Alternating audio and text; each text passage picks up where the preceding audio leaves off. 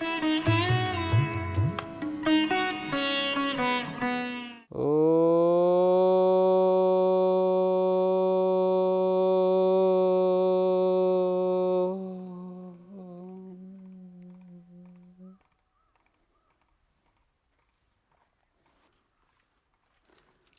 युद्ध नस जनेंग, ये सूत्र जो है निजंत से परस्मैपद कर रहा है ना। क्यों कर रहा है परस्मैपद? इसकी पृष्ठभूमि क्या है? निचश्च सूत्र से क्रियाफल कर्ता को मिले तो आत्मनेपद प्राप्त था, तो परस्मैपद विधान कर दिया। क्रियाफल कर्ता को मिले तो भी परस्मैपद कर दिया है। आत्मनेपद ही होता ना, क्रियाफल कर्ता को मिले तो आत्मनेपद ही होता है, लेकिन परस्मैपद विधान कर दिया। बुध का बोधयति, योधयति, नाशयति, जनयति, अध्यापयति, प्रावयति, द्रावयति, श्रावयति। तो यहाँ पर बोधयति जैसे है, ये दो प्रकार का बोधयति। जैसे आगे एक सूत्र आ रहा है अणाव कर्म का चित्वत कर्तृकात, वो सूत्र से ही परस्मैपद सिद्ध था, फिर ये क्यों बनाया? तो वो कहता है अणव अकर्म का। देखिए अणव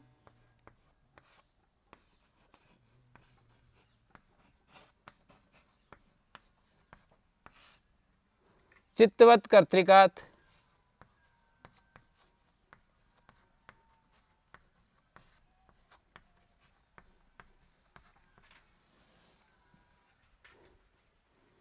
अन्यंत अवस्था में जो धातु अकर्मक और चेतन, चित्तवत कर्तृक का मतलब है बहुब्रीहि समास है। चित्तवत है कर्ता जिसका,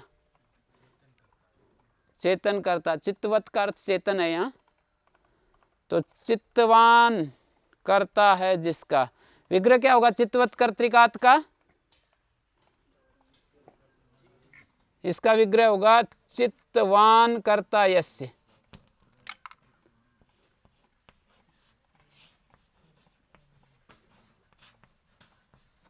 ये विग्रह होगा, चित्तवत शब्द आ जाएगा फिर उसमें। मूल शब्द चित्तवत है तो इसलिए वो आ जाएगा चित्तवत। चित्तवान करता है जिसका, ठीक है।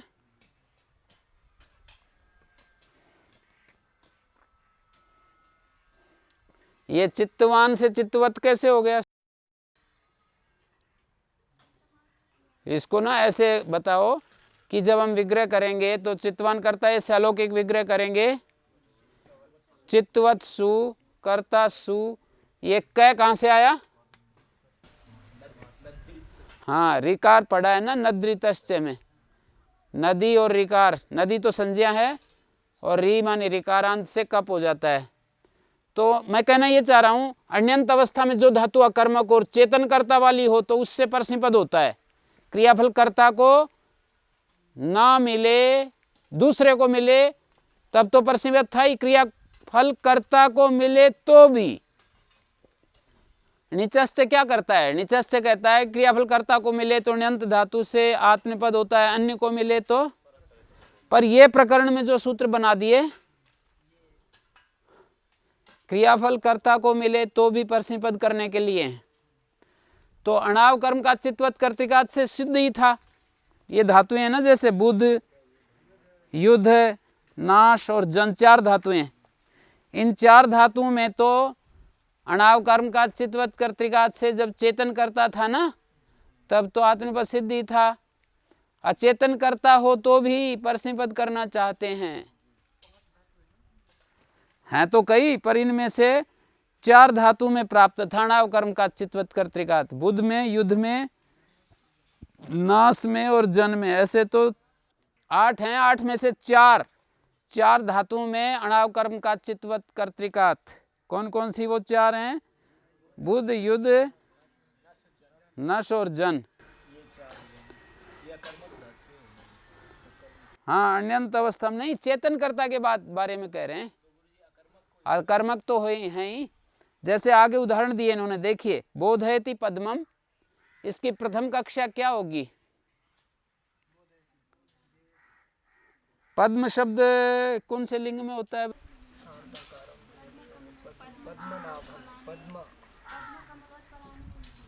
पुंसी च तो पुल्लिंग में और चकार से नपुंसकलिंग में। पुंसी यदि है तो केवल पुल्लिंग में, पुंसी च है तो पुल्लिंग नपुंसकलिंग दोनों, च से नपुंसकलिंग का समुच्चय कर रहे हैं। पर पुंसी च कह रहे हो ना आप, तो स्पष्ट है पुल्लिंग में भी होता है और नपुंसकलिंग में पढ़ा है तो नपुंसकलिंग में भी होता है। ठीक है, तो इसका मैं पहली कक्षा बना रहा हूं। बुध्यते पद्मः, यह अकर्मक है ना, इसका अर्थ है पद्म जो है खिल रहा है, कमल खिल रहा है।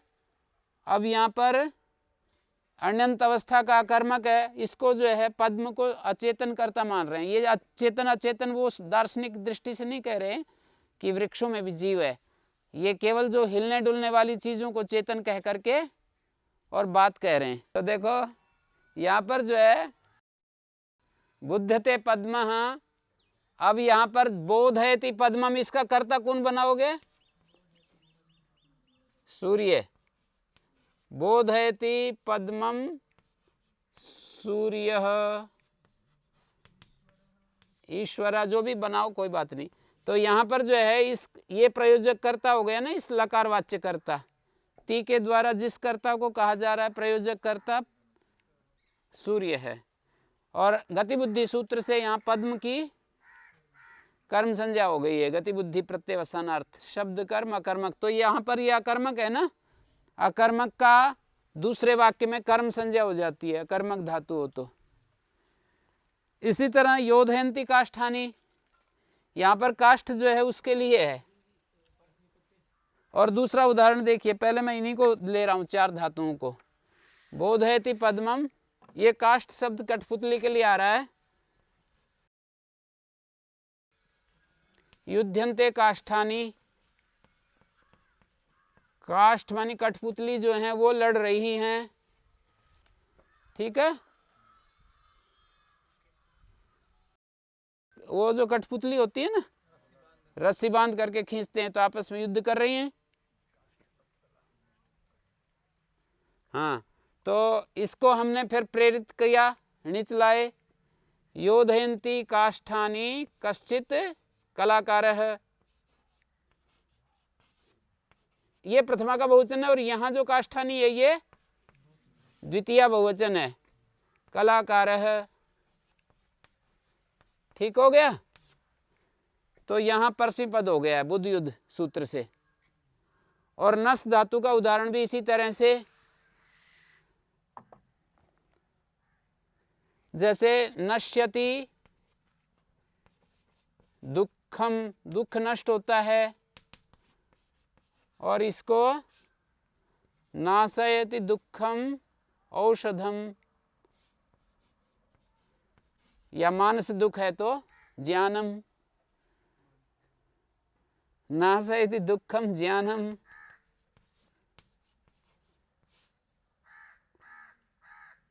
दुख नष्ट हो रहा है और नाशयति दुखम ज्ञानम, ज्ञान दुख को नष्ट कर रहा है। तो यहाँ पर अकर्मक धातु है ना सब जगह, ऊपर वाले सूत्र से अणव कर्म का चित्त कर्तृकात से। ये अचेतन कर्ता में भी, मतलब ये सूत्र इसलिए नहीं कर सकता था कि दुख को अचेतन मान रहे हैं। और यहाँ पर बोधयति पद्मम सूर्य, तो इसमें भी सूर्य को चेतन मान, सूर्य को नहीं देखना, वो जो अण्यंत अवस्था में अकर्मक चेतन कर्ता वाली पद्म को अचेतन कर्ता मान रहे हैं। हाँ? मैंने इसलिए वो बात कही कि पद्म जो है वैसे तो दार्शनिक दृष्टि से वो भी चेतन है, लेकिन ये चेतन इस दृष्टि से देख रहे हैं कि जो एक स्थान से दूसरे स्थान पर आता जाता है, जंगम जो प्राणी है ना, उनको कह रहे हैं। दो प्रकार की सृष्टि, स्थावर और जंगम। स्थिर पहाड़ पर्वत आदि,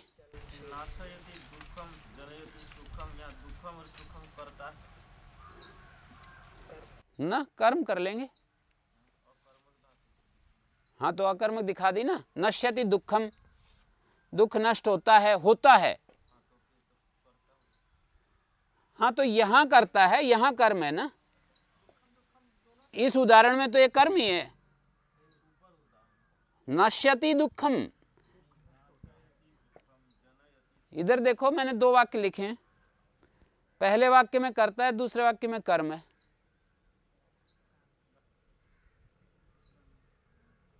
ठीक हो गया।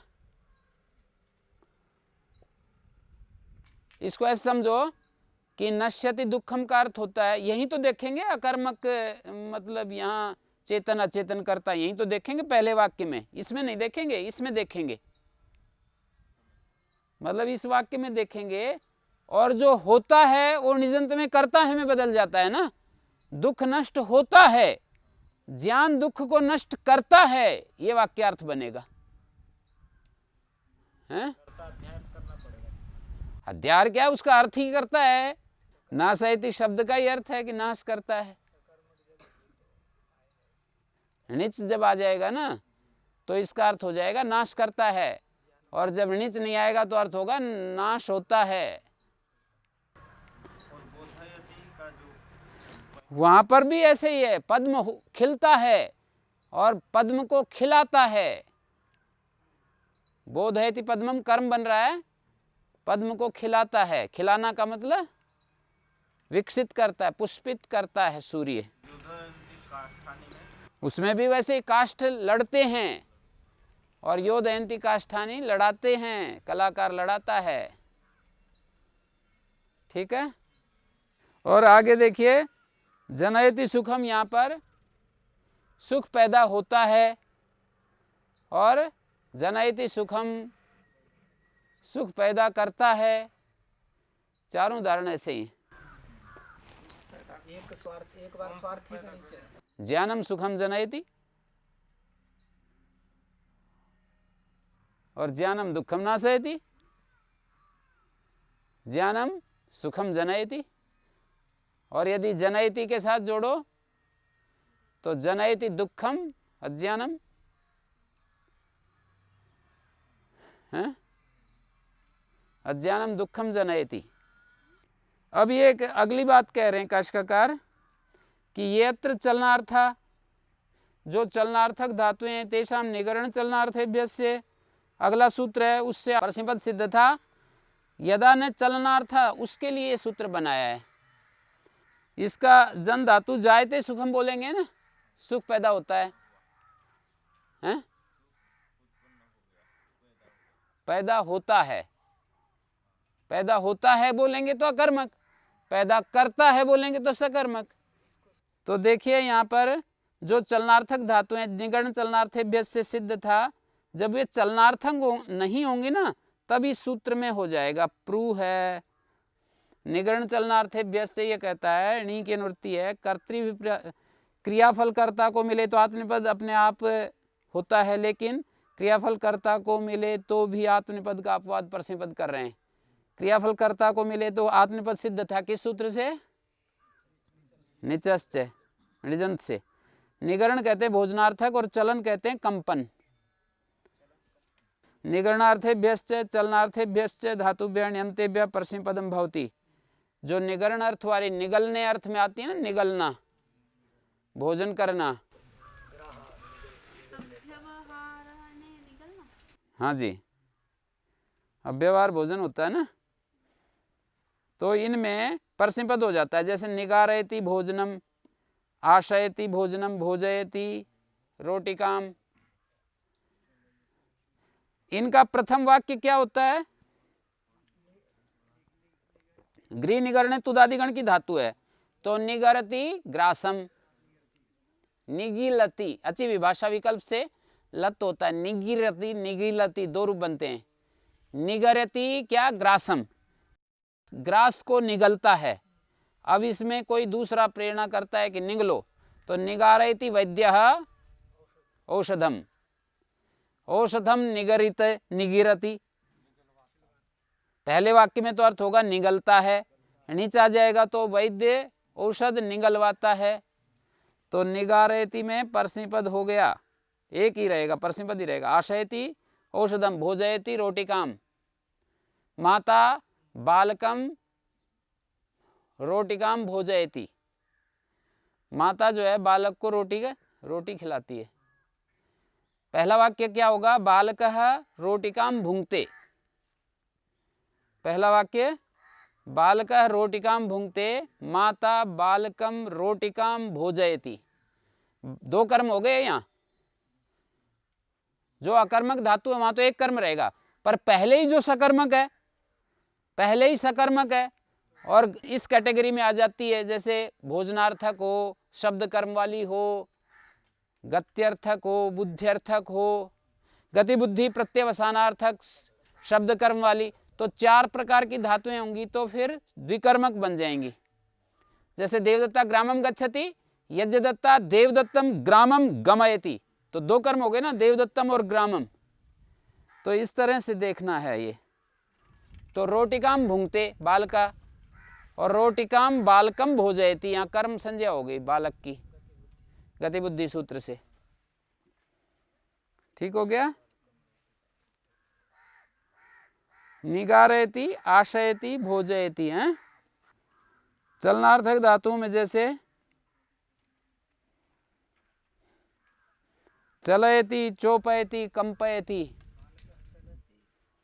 बालक चलती, चलयति एक मित संज्ञा हो जाती है, इसलिए चुप बंदायम गतों से भी चोपयति बनेगा, कंपयति। ये सूत्र किस चुप मंदायम गतो है ना धातु। हाँ, कपि चंचल कंपने चली धातु है। चल धातु कंपन अर्थ में है और कंप धातु भी तो चलने ही अर्थ में है ना।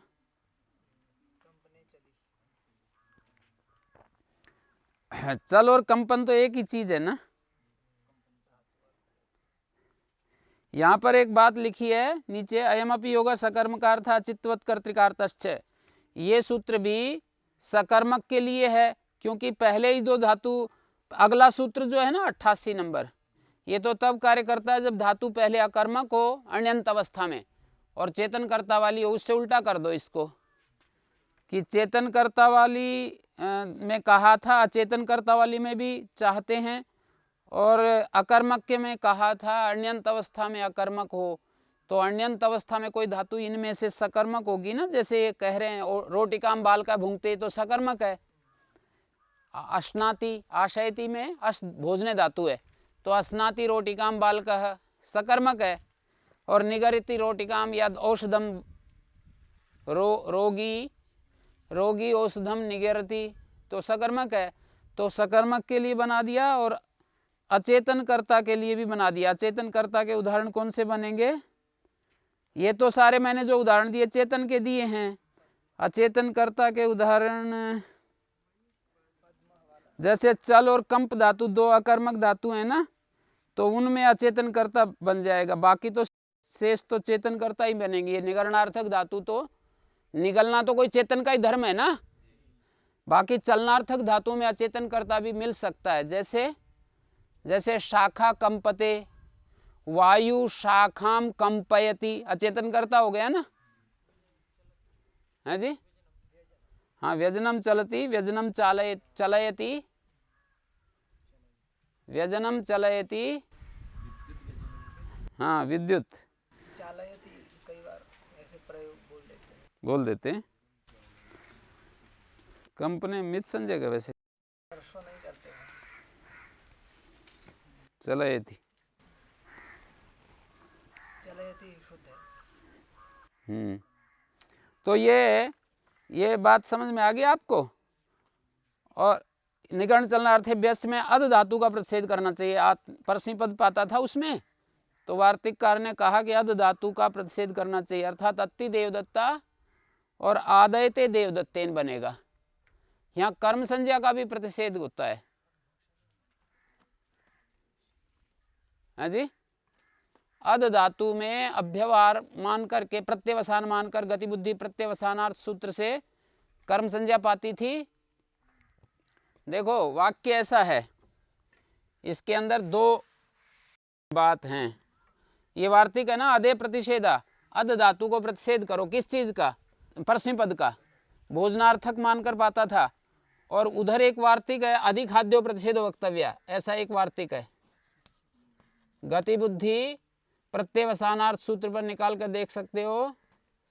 अधिखाद्यो हो प्रतिषेध वक्तव्य, किस चीज का प्रतिषेध? ये कर्म संज्ञा का प्रतिषेध कहा है। गति बुद्धि सूत्र पर कर्म संज्ञा का प्रतिषेध कहा है।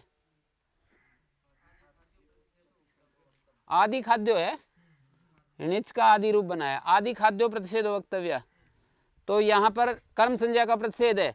तो उदाहरण देखिए, अति देवदत्ता, यह अण्यंत अवस्था का देवदत्त करता है और कर्म संज्ञा इसकी नहीं होगी। निजंत जब बनाएंगे तो दो काम, एक तो अध धातु से परस्मैपद पाता था ना, निगरण चलनार्थ व्यस्य, परस्मैपद न होकर आत्मनिपद हो गया, और इधर देवदत्तेन यज्ञ दत्ता ऐसा बनेगा। अति देवदत्त है रोटी काम, गति बुद्धि नहीं लगा तो वो कर्म संज्ञा नहीं हुई, कर्तृ संज्ञा ही रहेगी। तो देवदत्तेन रोटी काम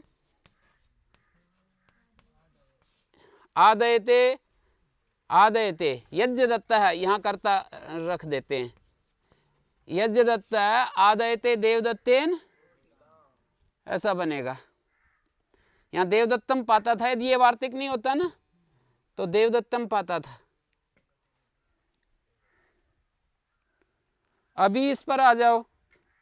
ये जो बुद्ध युद्ध सूत्र हम पढ़ रहे थे उसमें जो ये लिखा है कि यत्र चलनार्थ निगरण चलनार्थ है, वह सिद्धे न चलनार्थ तदर्थम वचनम।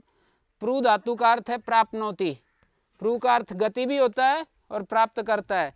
तो प्रवते प्राप्नोति इति गम्यते, प्रू धातु का पुप्रुगतौ धातु है धातु पाठ में, पुप्रुगतौ दुद्रुगतौ, ये दो धातुएं हैं। हैं? तो जैसे यूं देखो, प्रवते है ना, प्रवते, अब ये प्रवते में चलनार्थक नहीं है, प्रवते का मतलब प्राप्नोति अर्थ है। तो प्राप्नोति अर्थ में क्या बनेगा?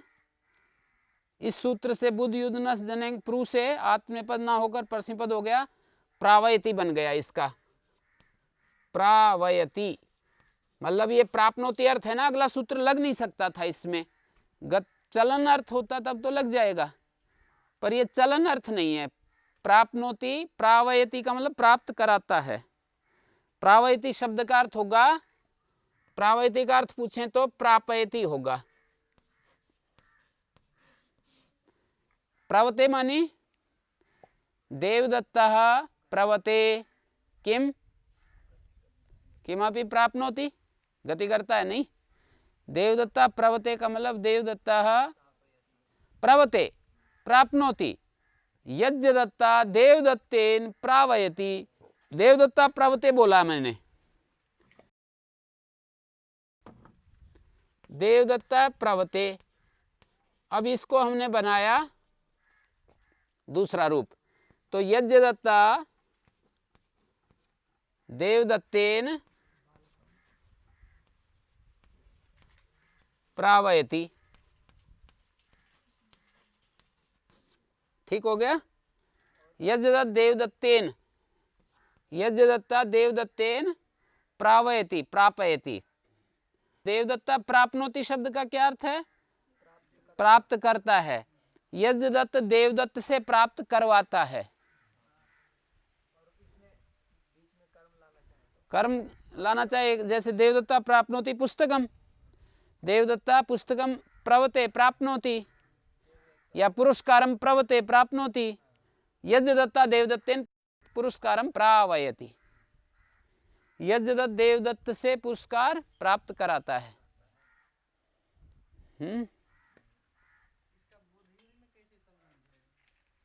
क्या बुद्ध युद्ध में सूत्र में पढ़ा है ना, प्रू धातु, प्रू धातु पढ़ रखी, देखो ध्यान से। और इसी तरह से द्रव धातु अयोद्रवती, अयोद्रवती का अर्थ है लोहा पिघलता है। ये यहाँ गत्यर्थक नहीं है ना। अब अग्नि लोहे को पिघलाती है तो कहेंगे अग्नि अयोद्रावयति। ये अकर्मक होने के कारण कर्म संज्ञा हो जाएगी इसको। अया नपुंसकलिंग है, अस प्रत्यांत है। अग्नि अयो द्रावयति, अग्नि जो है लोहे को पिघलाती है। किसका? गति अर्थ है द्रवते, द्रवती। हाँ जाता है, द्रवती जाता है और पिघलता है। विलीयते कुंडिका स्रवती, ये श्रु धातु भी पड़ी है। कुंडिक रिस रही है, स्यंदते का मतलब रिस रही है। और कुंडिकाम श्रावयति किमपि, श्रावयति स्यंदयति। हाँ श्रु धातु गति भी है और रिसना भी है, तो रिसना तो गति नहीं है, रिसना गति से अलग हो गया। तो जो है यहाँ पर भी श्रावयति कुंडिकाम, रिसा रहा है, मतलब कुंडी को रिसा रहा है। कौन? पानी रखने का पात्र, जिसमें पानी रखते हैं, ऐसा मिट्टी का बना हुआ पात्र है, हैं? कोई भी ऐसा पात्र जिसमें गोल